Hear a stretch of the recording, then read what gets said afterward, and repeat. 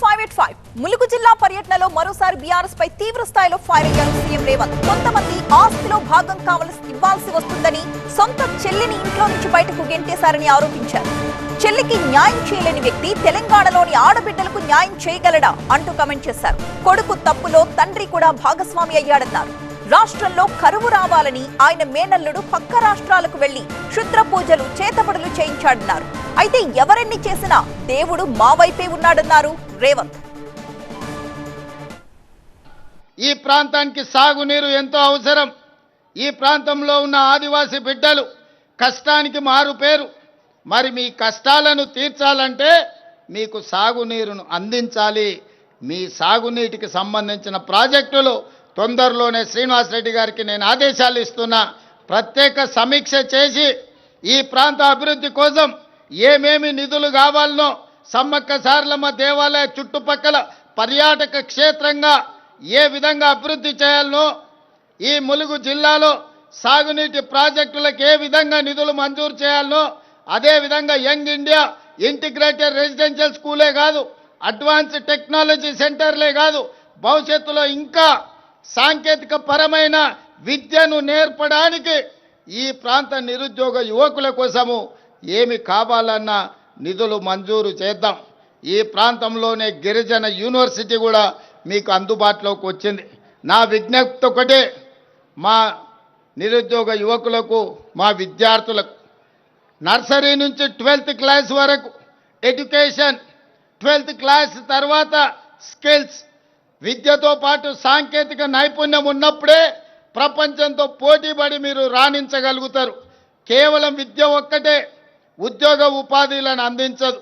అందుకే ఈనాడు చదువుకుంటున్న విద్యార్థులకు నా విజ్ఞప్తి, నా సూచన ఒక్కటే, మీ సోదరుడిగా మీరు రేవంత్ అన్నగా నర్సరీ నుంచి 12th క్లాస్ వరకు బెస్ట్ క్వాలిటీ ఎడ్యుకేషన్ నేర్చుకోండి, లాంగ్వేజెస్ నేర్చుకోండి, ఇంగ్లీష్ నేర్చుకోండి, జర్మనీ లాంగ్వేజ్ నేర్చుకోండి, జపనీస్ లాంగ్వేజ్ నేర్చుకోండి. 12th తర్వాత సాంకేతిక నైపుణ్యాన్ని అందించే అడ్వాన్స్డ్ టెక్నాలజీ సెంటర్లలో చేరండి, పాలిటెక్నిక్ కాలేజీల్లో చేరండి, స్కిల్స్ యూనివర్సిటీలో చేరండి. ప్రపంచమే మీకు ఎర్ర తివాచి వేసి స్వాగతం పలుకుతుంది. ప్రపంచ నలుమూలల మీకు ఉద్యోగ ఉపాధి అవకాశాలు వస్తాయి. అందుకే మీ ఫోకస్ మార్చండి. అమెరికాతో పాటు జర్మనీ, జపాన్, సౌత్ కొరియా లాంటి దేశాలలో ఈరోజు మనకు లక్షలాది ఉద్యోగ ఉపాధి అవకాశాలు ఉన్నాయి. దానికోసం సంసిద్ధులు కండి. మీకు జర్మనీ, జపానీస్, కొరియన్ లాంగ్వేజ్ నేర్పించడానికి మన ప్రభుత్వం సంపూర్ణంగా ప్రయత్నం చేస్తుంది.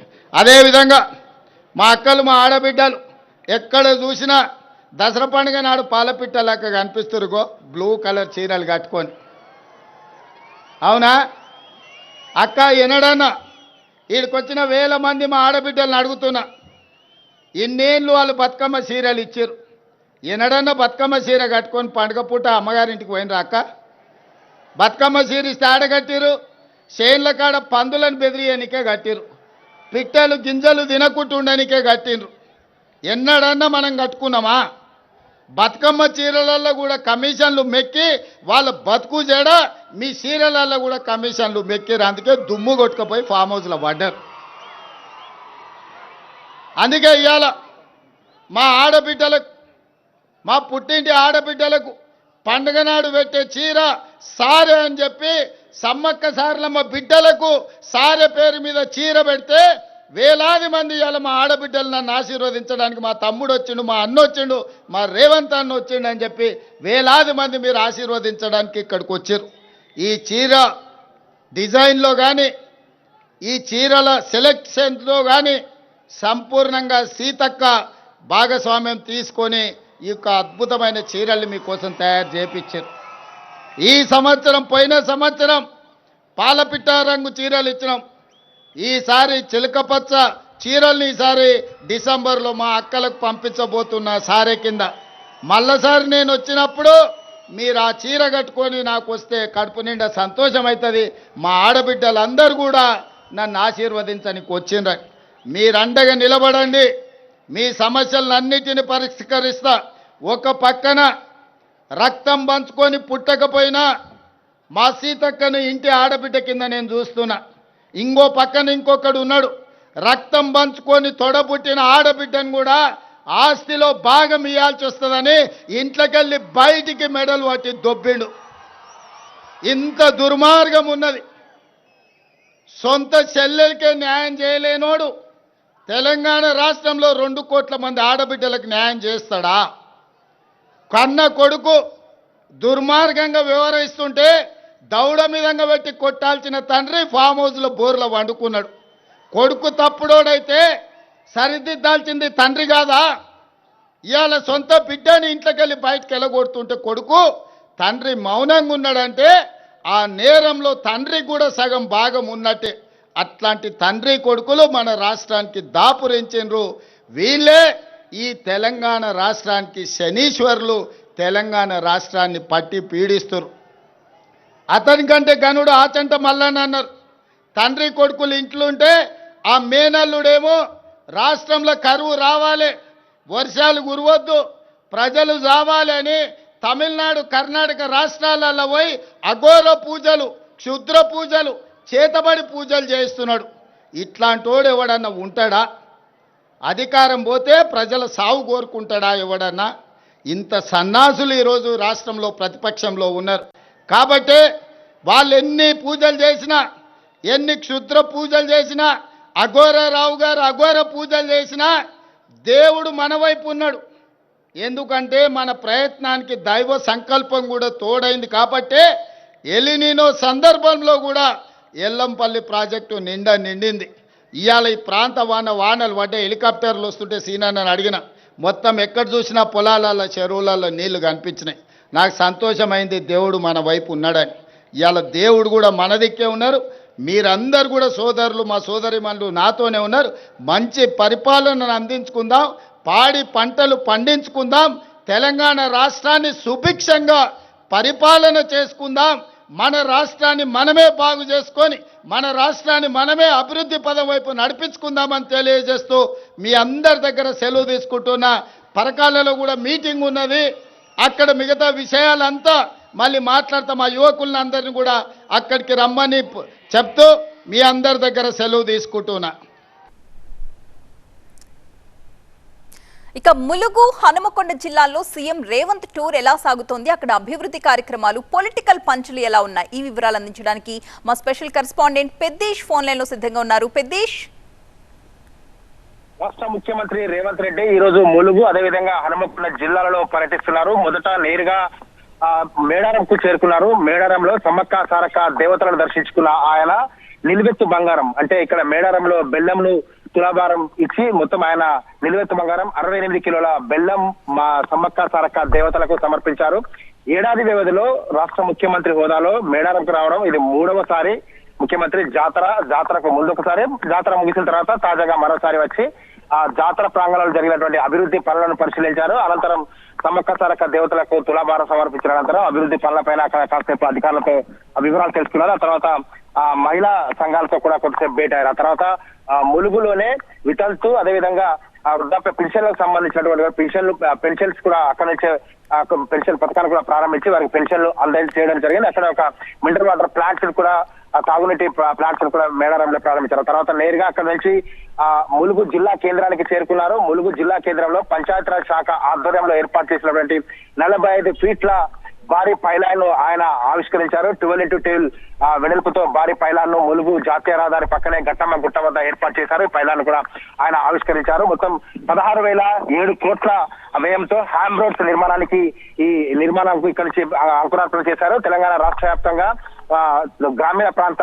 రోడ్ల రూపం మార్చే విధంగా హ్యామ్ రోడ్ల నిర్మాణానికి శ్రీకారం చుట్టారు. తర్వాత నేరుగా అక్కడి నుండి ఆయన ములుగు జిల్లా కేంద్రంలో నూతనంగా నిర్మించినటువంటి నూతన కలెక్టరేట్ భవనాన్ని ప్రారంభించారు. ఇక్కడే ప్రసంగించారు. ఆయన ఆసక్తికర వ్యాఖ్యలు చేశారు.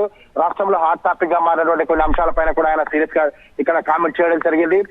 కొంతమంది ప్రతిపక్ష పార్టీలకు సంబంధించిన నాయకులు కూడా పూజలు చేస్తున్నారని ఆరోపణలు చేశారు. ఇక్కడ నుంచి నేరుగా పరకాలకు చేరుకున్నారు. పరకాలలో కాంగ్రెస్ పార్టీకి సంబంధించినటువంటి సభ జరుగుతుంది. అక్కడ అభివృద్ధి కార్యక్రమాలకు శంకుస్థాపన చేసిన అనంతరం పరకాలలో పబ్లిక్ మీటింగ్ లో పాల్గొంటారు.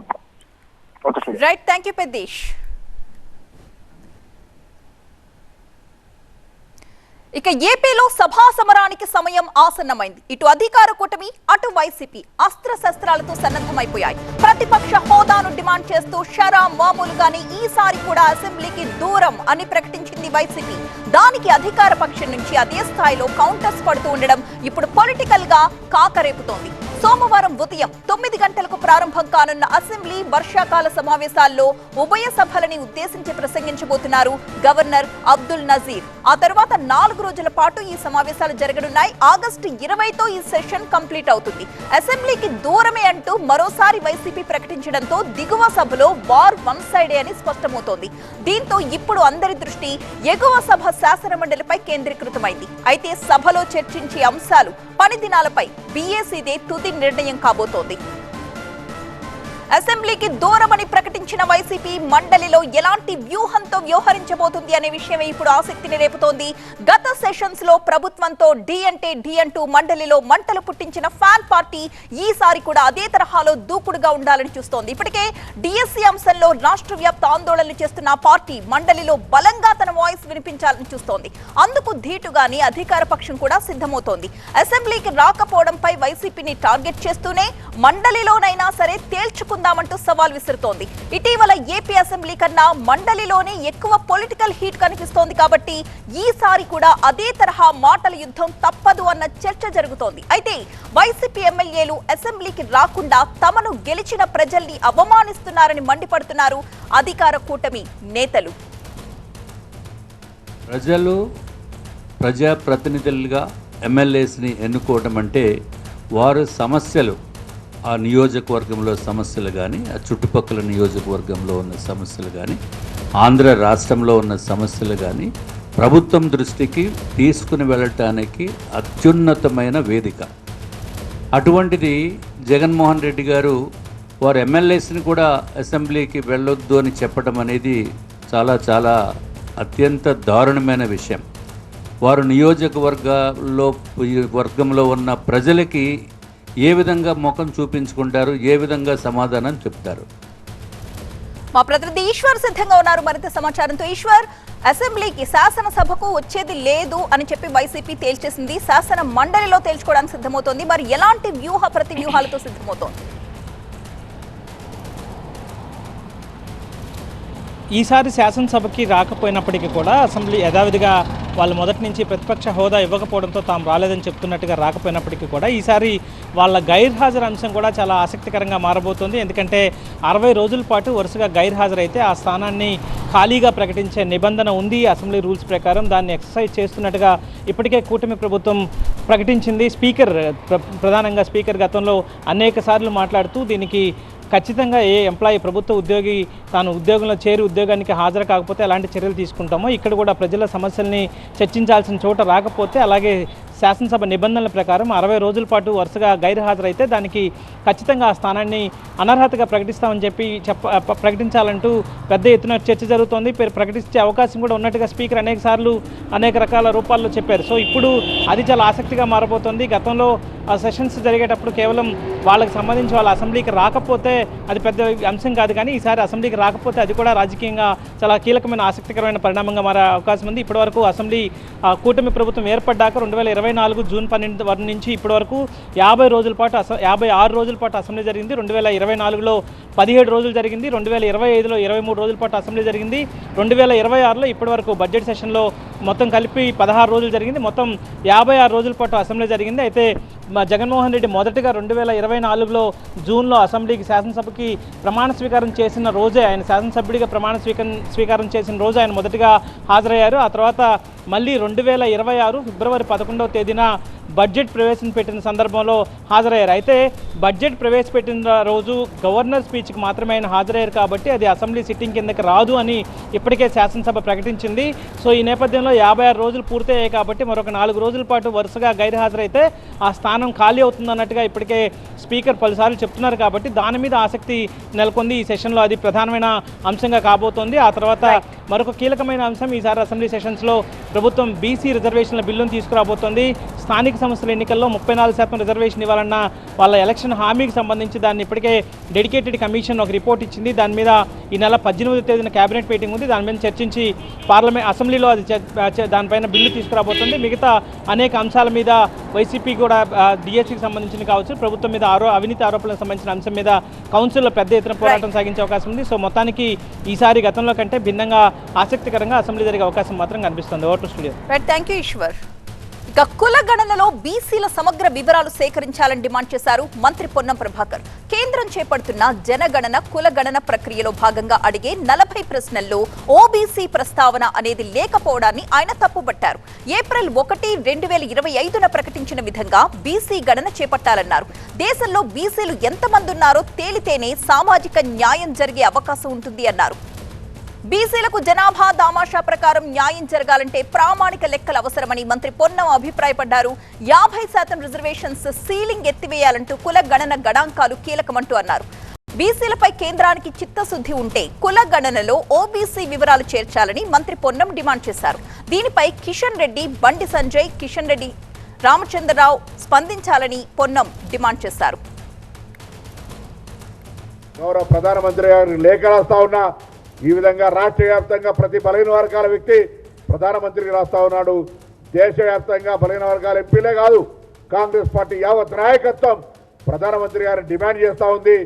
మీరు చెప్పిన ప్రకారంగా మీరు నిజంగా బీసీ అయితే, బీసీలకు న్యాయం చేయాలని చిత్తశుద్ధి ఉంటే 12 సంవత్సరాలు చేయని దానికి ప్రాయశ్చిత్తం పడాలంటే ఏప్రిల్ 1, 2025 నాడు ప్రకటించినట్టు ప్రకారంగా దేశవ్యాప్తంగా జరిగేటువంటి కుల గణనలో 40 ప్రశ్నల్లో బీసీల జనాభా ఎంతో తెలుసుకునే ప్రయత్నం ప్రకారంగా ఆ ఆప్షన్ ఉంచండి.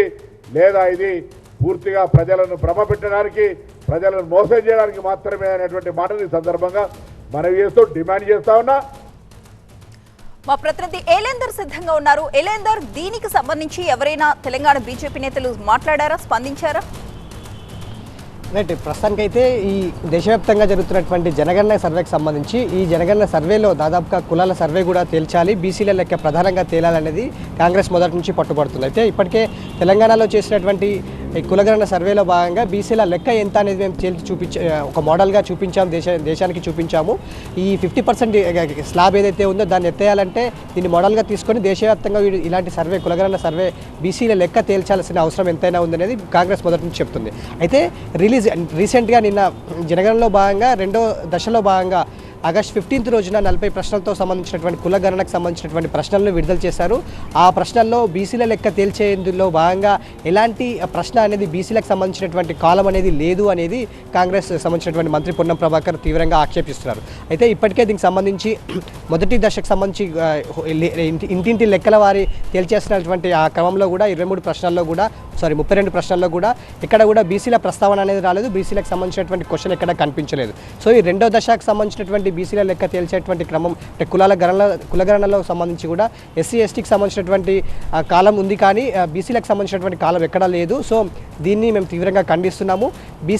బీసీల పైన ముసలి కన్నీరు కారుస్తుంది బీజేపీ అంటే కేంద్ర ప్రభుత్వం అనేది కాంగ్రెస్ అదేవిధంగా రాష్ట్ర మంత్రులు కూడా పదే చెప్తున్నటువంటి నేపథ్యంలో ఇప్పుడు ఈ ప్రశ్నావళిలో 40 ప్రశ్నావళిలో ఎక్కడ కూడా బీసీల ప్రస్తావన లేదు అనేది వీళ్ళు తీవ్రంగా ఆక్షేపిస్తున్నారు. అయితే ఓవరాల్గా ఈ 2వ సర్వేలో దీనికి సంబంధించినటువంటి ప్రస్తావన ఎందుకు లేదు, ఇలాంటి లెక్క అంటే బీసీల లెక్క తెలిస్తేనే వాళ్ళ సంక్షేమ పథకాలు కావచ్చు, లేకపోతే వాళ్ళకి అందాల్సినటువంటి రిజర్వేషన్లు కావచ్చు అందుతాయి అనేది కాంగ్రెస్ మొదటి నుంచి చెప్తుంది. అయితే దీనికి సంబంధించి బీజేపీ నాయకులు అంటే ఇప్పటికిప్పుడు తెలంగాణలో ఎవరు స్పందించకపోయినా అంటే దేశవ్యాప్తంగా కూడా ఈ అంశం పైన ఒకటే చాలా స్పష్టమైనటువంటి విషయాన్ని చెప్తున్నారు. అంటే ఇప్పటి వరకు మొదటి దశలో భాగంగా కేవలం ఇంటింటి సర్వే చేసి ఇంటి లెక్కలు మాత్రం తేలింది. సో సెకండ్ ఫేజ్లో భాగంగా కులాల వారీగా కులాల గణన కూడా తేలుతుంది. దాంట్లో భాగంగా అక్కడికి వెళ్ళినప్పుడు అందరి కాలమ్స్ అంటే ఏదైతే 40 ప్రశ్నల్లో 10వ కాలంలో ఉన్నటువంటి క్యాస్ట్ సంబంధించినటువంటి మెన్షన్ కూడా చేయాల్సి ఉంటుంది. ఆ తర్వాత జనగణన పూర్తయిన తర్వాత అంటే కులగణన పూర్తయిన తర్వాత జనగణనలో ఈ బీసీల లెక్క అంశం కూడా క్లారిటీ వస్తుంది అనేది కేంద్రం చెప్తుంది. సో దీనికి సంబంధించి ఎప్పటికప్పుడు మాటల యుద్ధం కొనసాగుతున్న నేపథ్యంలో ఈ మరోసారి రాజకీయంగా బీసీల పైన బీజేపీకి కావచ్చు, కేంద్రానికి కావచ్చు ఎలాంటి ప్రేమ లేదు, కావాలని ఓట్ల కోసం మాత్రమే వాడుకుంటున్నారు, ముసలి కన్నీరు కారుస్తున్నారనేది మాత్రం కాంగ్రెస్ చాలా స్పష్టంగా ఈ ఎప్పటికప్పుడు బీజేపీని కావచ్చు, కేంద్రాన్ని కావచ్చు ప్రశ్నిస్తున్నటువంటి పరిస్థితి కనిపిస్తుంది. Right, thank you Elender. Andhra Pradesh లో చాలా కాలంగా కమలం సేన గ్రౌండ్ వర్క్ చేస్తోంది అన్న చర్చ ఊపందుకుంటున్న వేళ ఆ పార్టీ జాతీయ అధ్యక్షుడు నితిన్ నబీన్ రాష్ట్ర పర్యటనకు వస్తూ ఉండడం ఇప్పుడు ఆసక్తిని రేపుతోంది. బీజేపీ జాతీయ అధ్యక్షుడిగా బాధ్యతలు చేపట్టిన తరువాత తొలిసారి ఆయన రాష్ట్రానికి వస్తున్నారు. సోమవారం విశాఖలో పర్యటించబోతున్నారు. ఇటీవల గ్రాండ్ గా ప్రారంభోత్సవం జరుపుకున్న భోగాపురంలో ఎయిర్పోర్ట్ లో ల్యాండ్ అవ్వనున్నారు నితిన్. గ్రాండ్ వెల్కమ్ పలకడానికి సిద్ధమవుతున్నారు రాష్ట్ర బీజేపీ నేతలు. ఇవాళే పూర్తి స్థాయిలో భోగాపురం ఎయిర్పోర్ట్ సేవలు ప్రారంభమవుతున్న వేళ నితిన్ నబీన్ రాక సంతోషంగా ఉందన్నారు రాష్ట్ర బీజేపీ అధ్యక్షుడు మాధవ్.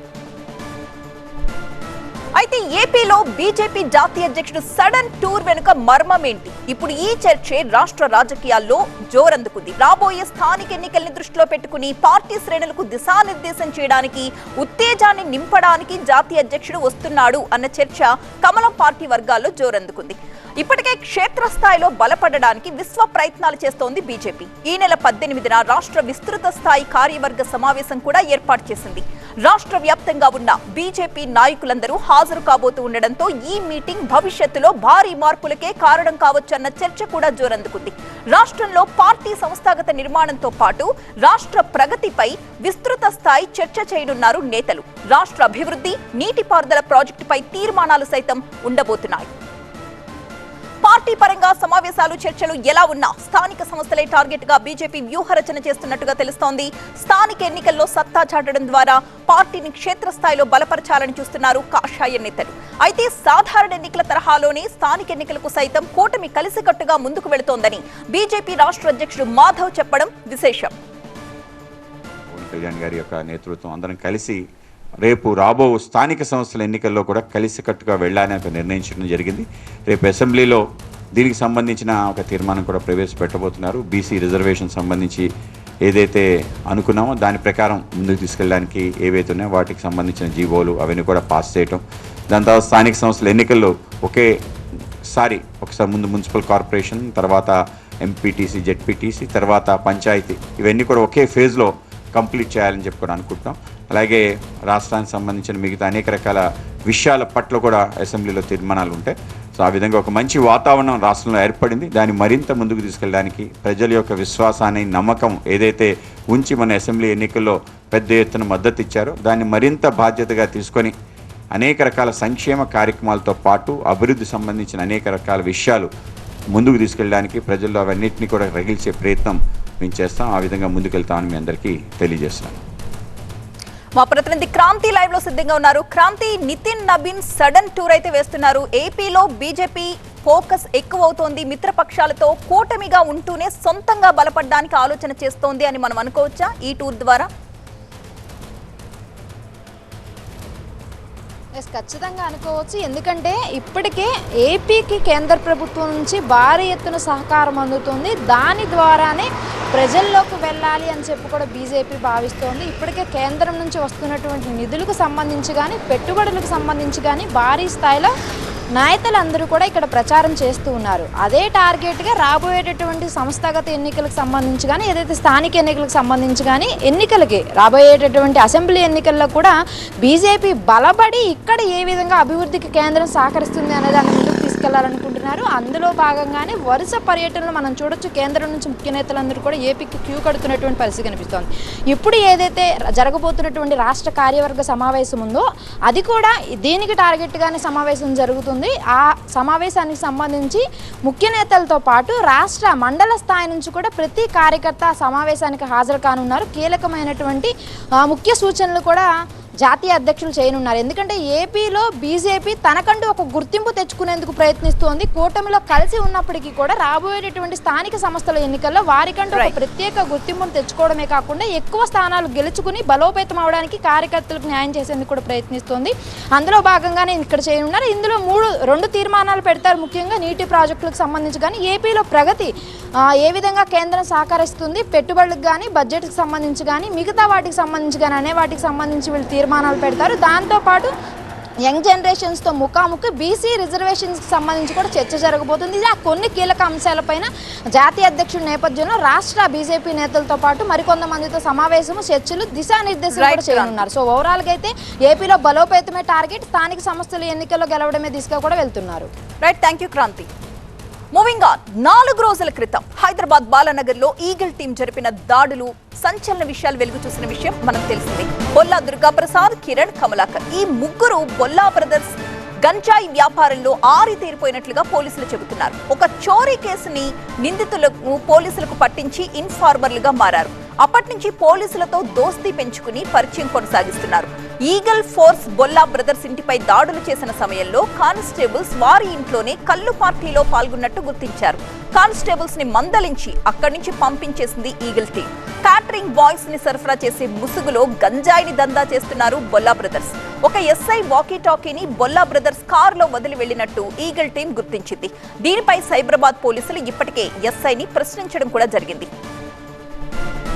డెడ్ డ్రాప్ మెథడ్ లో గంజాయి డెలివరీ చేస్తున్నారు బొల్లా బ్రదర్స్. గంజాయి తీసుకునే వారి నుంచి వీరికి సమాచారం వస్తుంది. ఎవరి ద్వారా ఎక్కడికి సరుకు పంపించాలో వీళ్లే చెప్తారు. సీక్రెట్ గా చేరాల్సిన చోటుకు సరుకు చేరిపోతుంది. ఎవ్వరికి ఎటువంటి అనుమానము రాదు. పోలీసులకు అసలే తెలియదు. ఇదే డెడ్ డ్రాప్ పద్ధతి. డెడ్ డ్రాప్ పద్ధతిలో రోజుకు 25 సార్లు గంజాయి సప్లై చేస్తోంది ఈ ముఠా. నంబర్ ప్లేట్ లేని 3 ద్విచక్ర వాహనాల ద్వారా గంజాయిని మత్తు బానిసలకు సరఫరా చేస్తోంది. గంజాయి సప్లై కోసం ప్రత్యేకంగా ఒడిశా నుంచి 30 మందిని నియమించుకున్నట్టు ఈగల్ టీం విచారణలో తేలింది. 2 నెలల క్రితం బొల్లా బ్రదర్స్ లో ఒకరిని అదుపులోకి తీసుకున్న ఈగల్ టీం ఫోన్ కూడా సీజ్ చేసింది. దీంతో పోలీస్ చర్యల్ని అడ్డుకోవడానికి కోర్టులో రిట్ పిటిషన్ వేశారు బొల్లా బ్రదర్స్.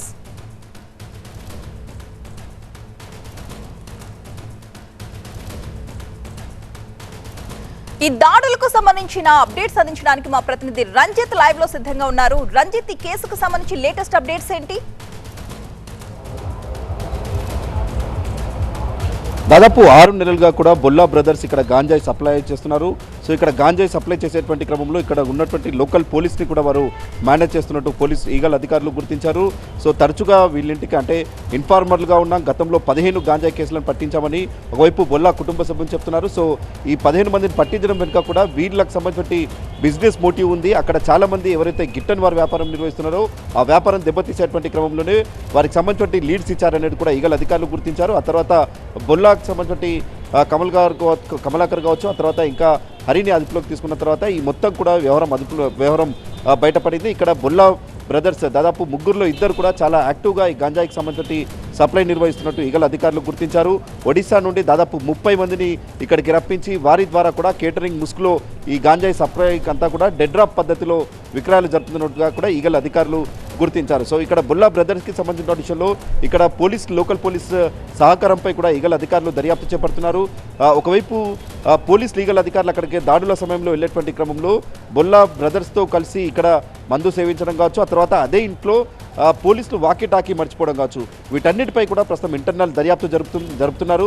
మరోవైపు సంబంధిత ఎస్ఐపి ఇప్పటికే దానికి సంబంధించిన వివరణ కోరగా ఆ రోజు బోనాల బందోబస్తు సందర్భంగా తను అక్కడికి వెళ్ళి వాకీ టాకీ మర్చిపోయానన్నటువంటి విషయం తెలుస్తుంది. కానీ ఇప్పుడు అనేక విషయాలు దర్యాప్తులో వెలుగులోకి వస్తున్నాయి. ఇక్కడ గాంజాయి వ్యాపారం నిర్వహించేటువంటి క్రమంలో చాలామంది అంటే ఇప్పుడు ఏదైతే ధూల్పేట్ కావచ్చు, ఆ తర్వాత నానక్రామ్ కూడా ఈ పూర్తిగా గాంజాయికి సంబంధించిన యాక్టివిటీ తగ్గుముఖం పట్టిన తర్వాత ఇప్పుడు బాల్నగర్లోని ఫతేనగర్ ప్రాంతంలో చాలా వరకు గాంజాయికి సంబంధించిన విక్రయాలు జరుగుతున్నాయి.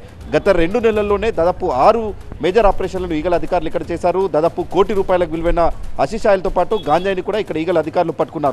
సో ఇక్కడ ద్వారానే కన్జ్యూమర్లకు నేరుగా గాంజాయి సరఫరా చేస్తున్నారన్నటువంటి దానిపైన ఈ ఏరియా పూర్తిపైన నిఘా పెట్టారు. సో ఇక్కడ బొల్లా బ్రదర్స్కి సంబంధించిన వ్యవహారం వెలుగులోకి వచ్చింది. సో ఇక్కడ గతంలో బొల్లా బ్రదర్స్ అనేక కీలక లీడ్స్ని ఈగల్ అధికారులకు ఇచ్చారు. కానీ ఆ లీడ్ ఇచ్చేటువంటి వెనుక ఖచ్చితంగా వారికి సంబంధించిన బిజినెస్ మోటో ఉంది. ఆ బిజినెస్ దెబ్బతింటుందన్నటువంటి కారణంతోనే అక్కడ లీడ్ ఇచ్చి మిగతా వారిని పట్టించారు. సో ఇప్పుడు బొల్లా బ్రదర్స్కి సంబంధించిన విషయంలో అన్ని మొత్తం వారిపై నిఘా పెట్టిన తర్వాత వాళ్ళే ఈ పెద్ద ఎత్తున ఈ గాంజా యాక్టివిటీలో ఇన్వాల్వ్ అవుతున్నట్టు కూడా ఈగల్ అధికారులు గుర్తించారు. Right, thanks for the updates. ఇది వాల్టి 5 at 5 బ్రేక్ తర్వాత పొలిటికల్ మిర్చి చూద్దాం. చూస్తూనే ఉండండి టీవీ 9.